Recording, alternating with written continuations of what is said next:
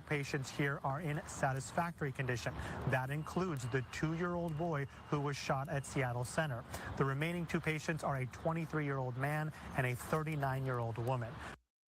From city and state leaders about that initial response to treat people who were shot there at Seattle Center.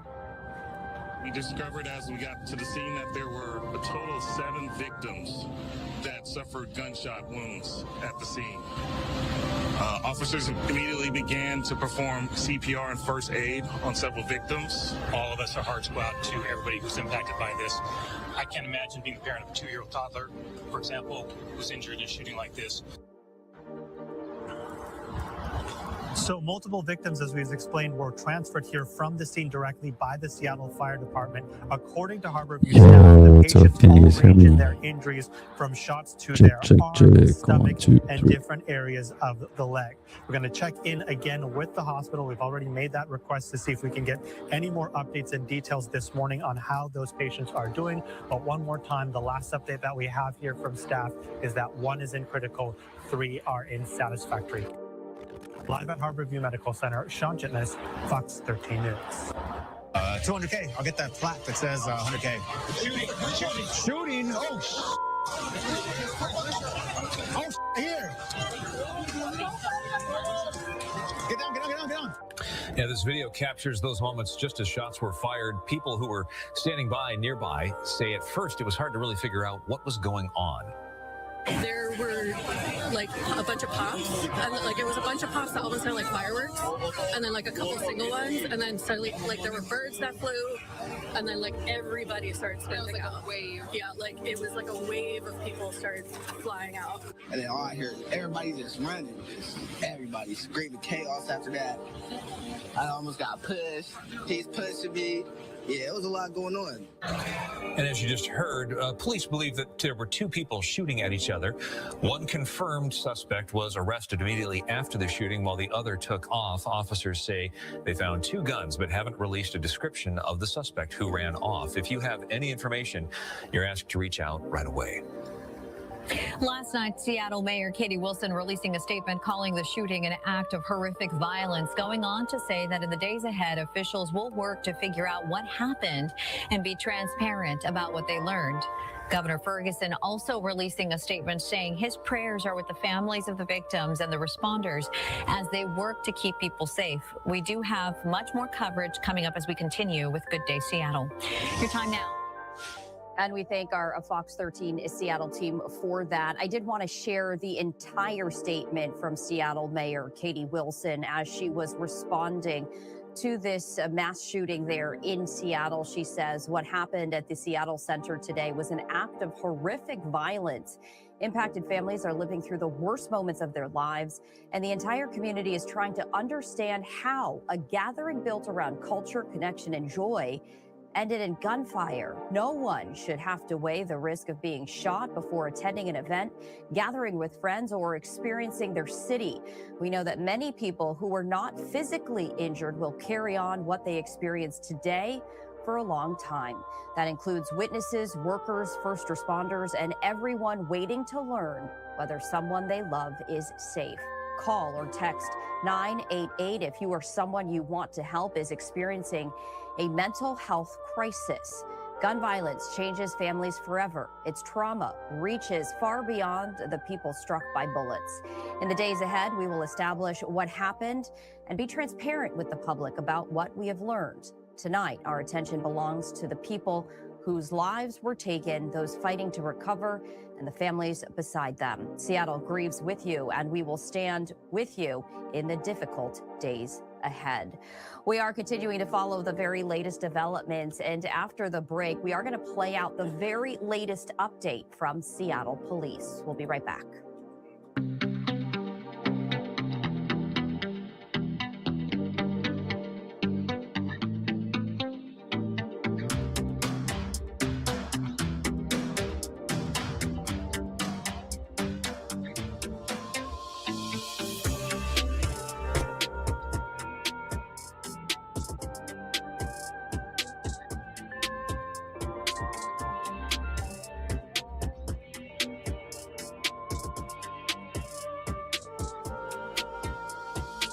that was taken to the hospital was a toddler. Again, this is a terrible, terrible event. All 4 victims that are been hospitalized are in stable condition. And again, we're going to be out here for several hours trying to figure out what happened tonight. We have a number of agencies that are here to support us with our criminal investigation, and it's ongoing. We're not going to have a lot of information to share at this time, but we will have more information for everyone in the coming hours. So you only have one shooter in custody? We have one shooter in custody at this time. Anyone else outstanding? We believe there is one outstanding. That is part of our investigation. We are still trying to gather more information. So this was a shooter. I do not have a suspect description for you at this time. So this was a shootout in light of Seattle. There were 2 people who we believe were shooting at each other.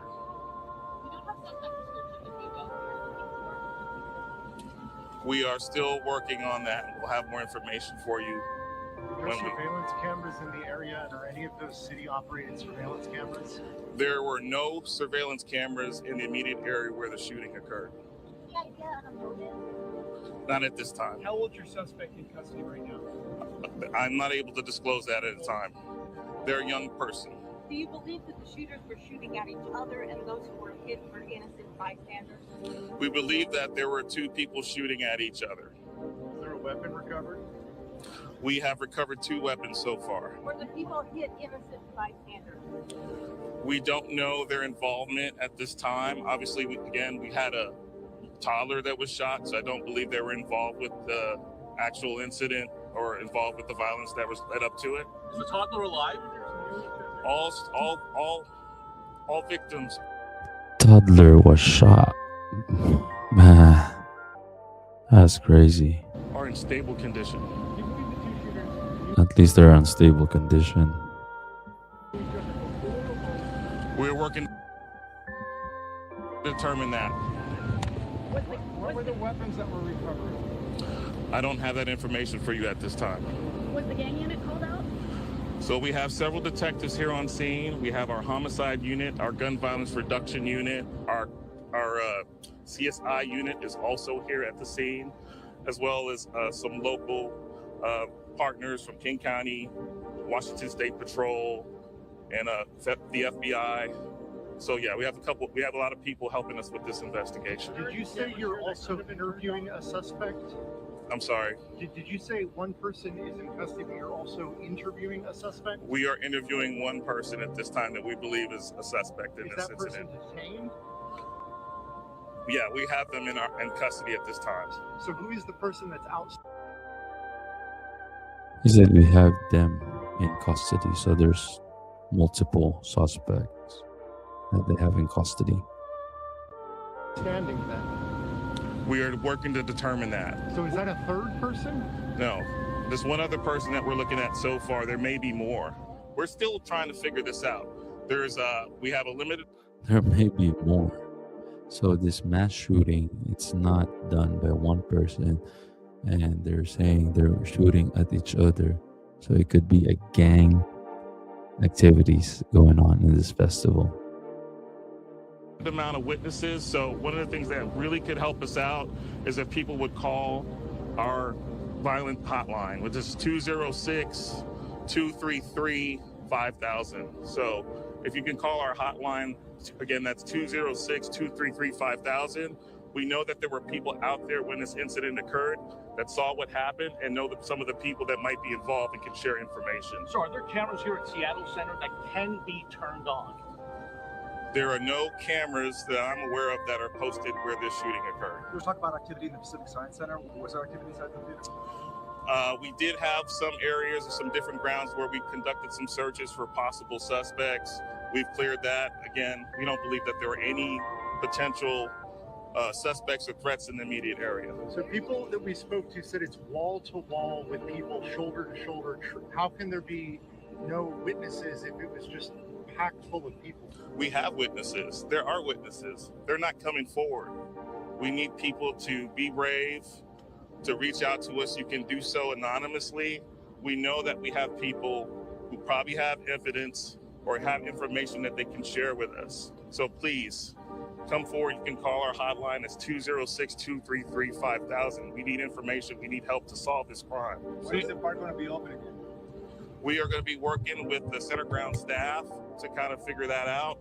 There's a lot of, as you can imagine, there were a lot of vendors here. So this is going to be, we have to clear the scene, make everything safe, and collect all evidence. And then we'll be working together with the center ground staff and the vendors to clear the park and open it up. So, Mayor, after this tragedy, would you consider adding cameras to Seattle Center and maybe other parts of the city near Seattle Center? My understanding is that there are cameras in Seattle Center, and we're working to see if any relevant footage is on those cameras. Mayor, just walk through the city's response to this. I imagine there's going to be a lot of support for these victims.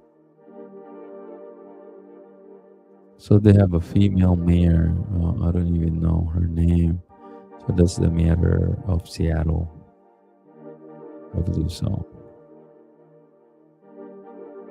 Just walk us through what's next from the city's perspective. Absolutely, right. Our focus right now is on supporting the victims as SPD and partners continue this investigation.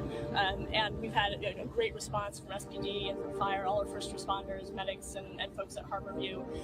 We'll be working through our Human Services Department to figure out what support we can provide to the victims and their family. As we learn more about the nature of the violence, there may be other things the city can do to support as well. Where exactly did the shooting take place? Sorry? What happened with the change in press releases? There was the original press release that one or two people were in custody and then that changed. Yeah, in any situation like this, there's information flying around, and so we had an initial report that 2 suspects might have been taken into custody, and that ended up being untrue. Do you know around how many shots were fired? I don't have that information at this time. Where exactly on the premises did the shooting take place? So the shooting occurred right outside of the armory. So just right outside the armory is where the shooting occurred. Again, we had officers there at the scene ready to address that incident when it occurred. So right outside of the armory. So did they get guns from the armory too? Those are questions that we need to ask. Why did it start in front of the armory? Or is an armory like a fancy business name, but not really the armory where you store guns, ammunition? So why did it start there? And any motive whatsoever? Not at this time. That'll be a part of our investigation. What side of the armory? What part of the armory? So I guess, I don't know if directionals work for you, but it would be on the northwest corner of the armory. Yeah, where is Chief Sean Barnes, and does he actually have a residence here in Seattle? Yeah, I believe he does. He's out of town right now.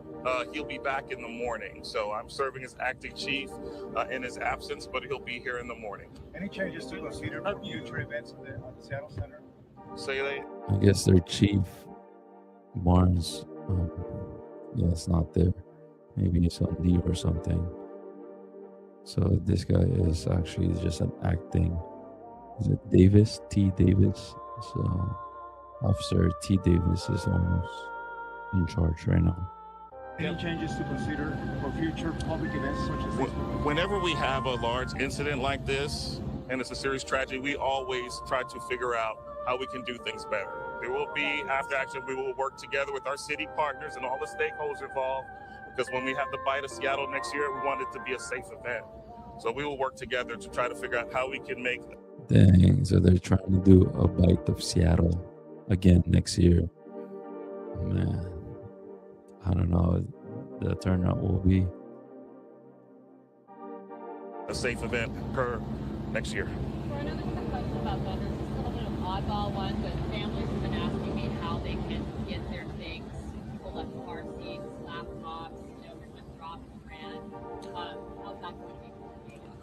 Yeah, we're working on that plan right now. So we're working again with the center ground staff to figure out how we can return the park back to its pure form once we have collected all evidence, completed our investigation here at the scene.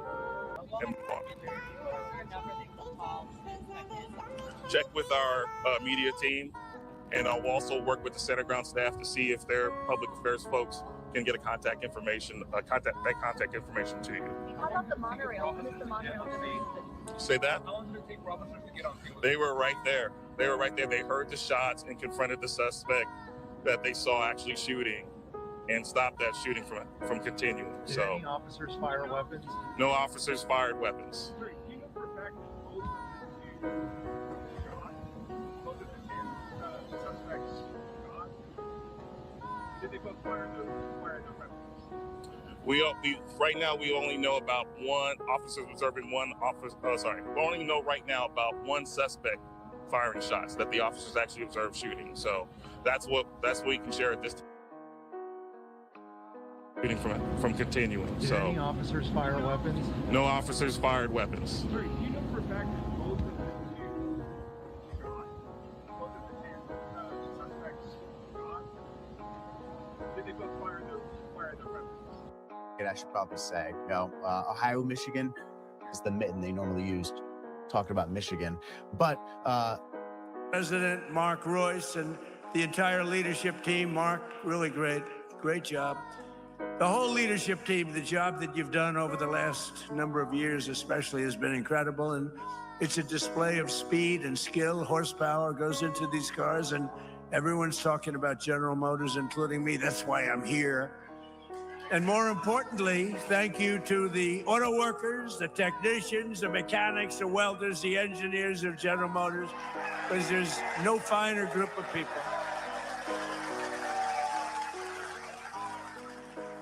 And it was workers like you who built this country, and now it's the men and women like you who are making it bigger, better, richer, and stronger than ever before. We are doing unbelievably well as a country. We're building more auto factories and more plants than at any time in the history of our country. And someday the fake news is going to be writing stories about it. They don't like to write those stories. That's why they call them the fake news. But for decades, the auto workers and manufacturers of this great state were sold out and betrayed by globalist politicians and corrupt special interests who let other countries steal your jobs, pillage your factories, and loot the crown jewels of American industry from Detroit and all over our country. They were ripping us off, not only in the auto business, but in many other businesses. Every president before me promised to stop it, but none of them did anything. They did nothing. But now, at long last, Michigan finally has a president who stands up for Michigan auto workers and puts America first. You know, you had a leader, I don't know if he's still with you, Sean Fain or something. This guy was bad news. I never spoke to him, never saw him. He was a Democrat. He thought that Biden or Kamala would be wonderful. You would have, Mary, I hate to say it, you wouldn't have an auto industry right now if they got elected. You wouldn't have an auto industry. But I don't know what happened to the guy. Somebody said he got fired, but I can tell you, the people that count, those people love Trump. Because I've done more for you than your parents, okay? Your parents are good. I'm not going to knock your parents, but I have been better to you than your parents. That I can tell you, and they would agree with me. Wherever they may be, they would agree. Today, I'm proud to say that the auto industry is back and America is back, and it's pulling Detroit and Michigan along with it. Our country is so successful, it's pulling it along, but you have some great representatives that are going to become governor, senator, congressman, women, but you have some great people. I'm going to mention them in a second, because under Sleepy Joe Biden, hold it. What's better, Sleepy Joe Biden or Crooked Joe Biden? Let's go. Sleepy Joe Biden, Crooked Joe Biden. They're both true. They're both very true. The United States had the highest trade deficit ever recorded. So we had the worst trade deficit, and our country was losing more than $1 trillion a year on trade every single year, and it got worse and worse.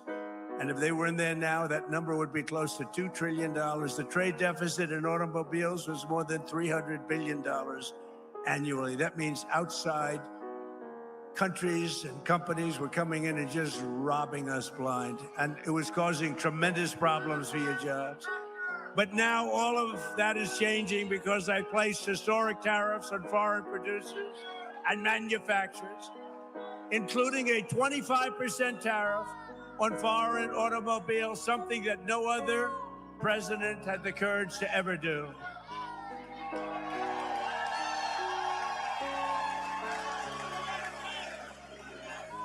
He's a communist. He's a communist.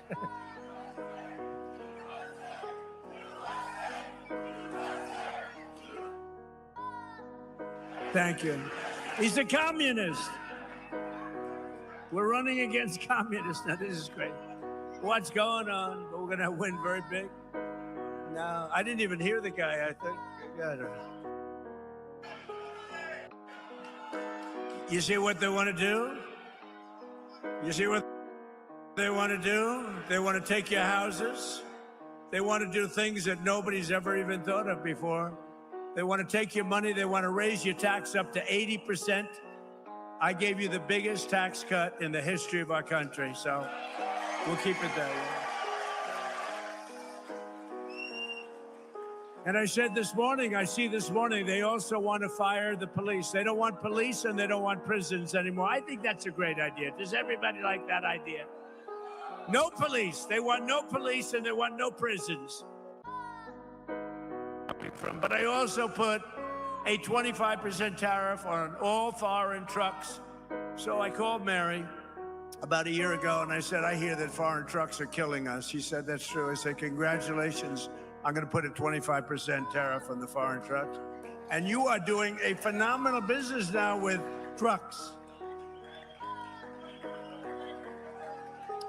So they were killing us in trucks and now we're killing them. My policy is simple. If you make your truck or your car in a foreign country, you have to pay for the privilege of sending it into our market and making a lot of money. But if you build in a factory in Michigan or someplace in our country and make your automobiles or trucks right here in America, you pay zero taxes, zero tariff. You pay zero tariff. There are no tariffs. And we've taken in hundreds of billions of dollars for the country aside from it, but we keep a lot. As an example, Europe is being taken over by the Chinese cars. You know that, right? Mercedes-Benz is being absolutely decimated.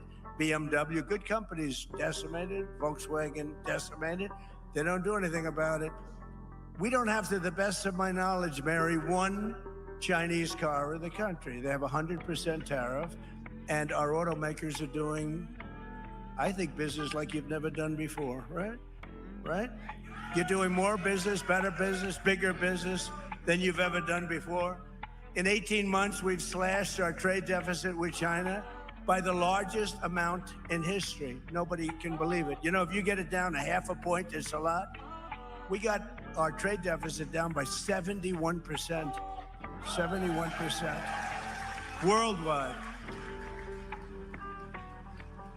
1 year ago, our country was dead. And now we are the hottest country anywhere in the world. We're the hottest country. Everybody is respecting us. You know, they respect us again. They respect the United States. I think they respect us more than they've ever. We did this in a year and a half.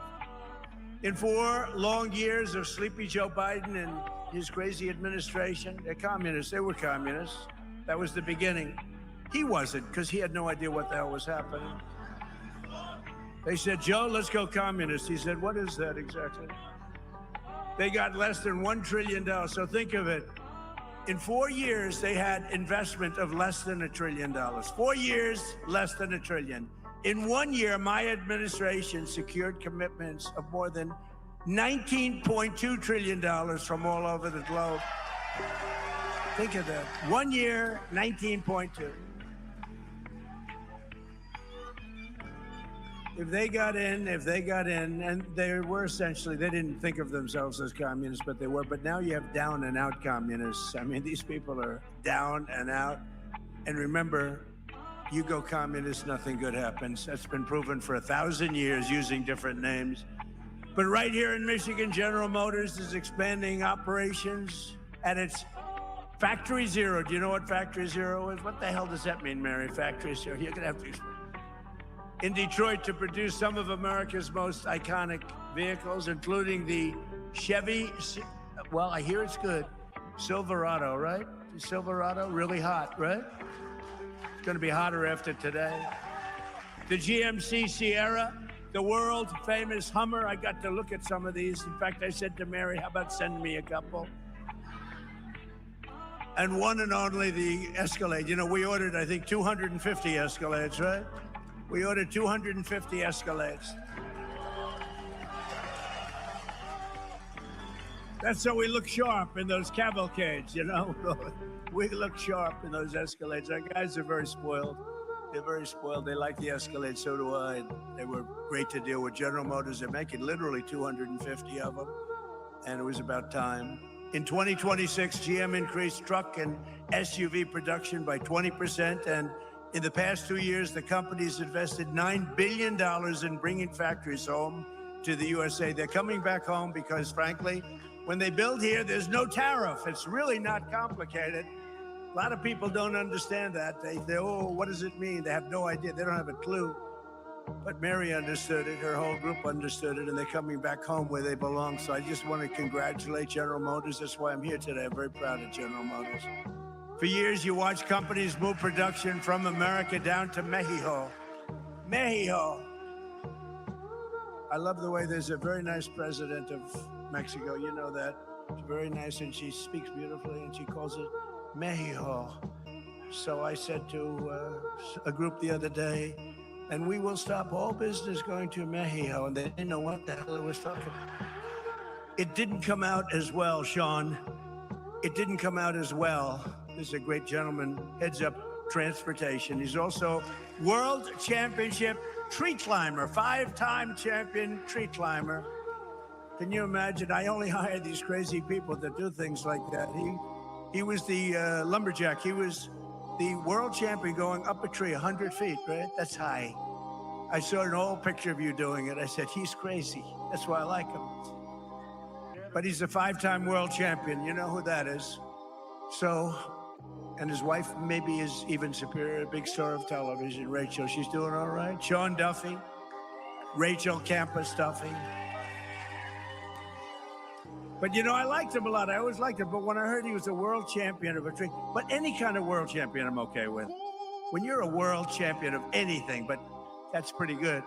But down in Mexico, and they're coming back, and production's moving from Mexico, and companies are actually moving production from Mexico back to America. Before they left, they went the other way. Now they're all coming back. Toyota, Hyundai, and others are relocating production back to the U.S. Ford is investing $3 billion to build parts of its new pickup truck in central Michigan. All these things I told you, but only Brian. Where's Brian? My come here. Get up here, Brian, will you please? He's the only guy that believed me. But boy, did he believe me. I wanted to just hop over. Come on, don't worry about it, Secret Service. He's okay. Come on up here, Brian. See the way he can do that? Look at that. He evaded Secret. I'm sure they're thrilled. Say a few words. Thank you, Mr. President. Well, we can thank this gentleman right here for all these jobs coming back, and I hear it all the time from all my connections at all the different auto plants around the Metro Detroit area.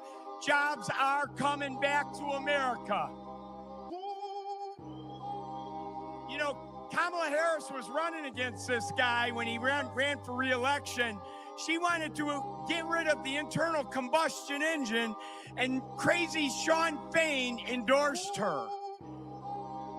So we've got to change the mindset. We've got to build, if they want to sell in our market, they got to build it in our market. And that's what this guy told them. So thank you, Mr. President. It's because of you, you saved our domestic auto industry. Thank you.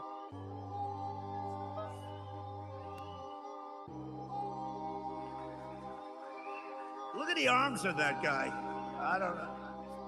He's been, he's been with me from day one. The first time he said years ago. And I think I produced, Brian, would you say I produced even more than I said, right? Even more. Yeah, exceeded expectations. True. We like that. Thank you, Brian. He's a great guy, and he's got a group of followers that are unbelievable. Where are they? Oh, yeah, there they are. He's got a great group of people. But for decades, we were told that it was totally impossible to bring back American manufacturing. Obama would say, remember Barack Hussein Obama? Obama. He was so bad for the auto industry. I don't know, honestly, I don't know how you vote for